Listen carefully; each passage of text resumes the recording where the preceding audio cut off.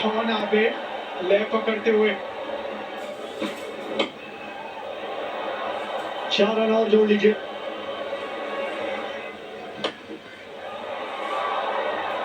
Shawn छक्के के साथ और शतक, पहला शतक अंतरराष्ट्रीय क्रिकेट में।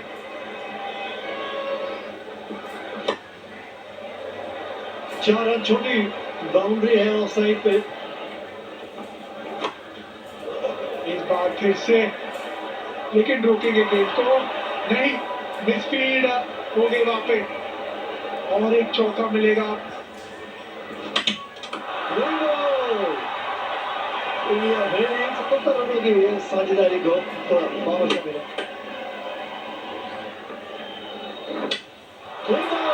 चलेगा तीसरा विकेट, लेग स्टंप से गेंद को घुमाया और ऑफ स्टंप के जाके गेंद टकराई। बड़ी जीत ये भारत के लिए 99 रनों से 3 मैच की श्रृंखला में अब 2-0 से भारत अजय बढ़त लेती हुई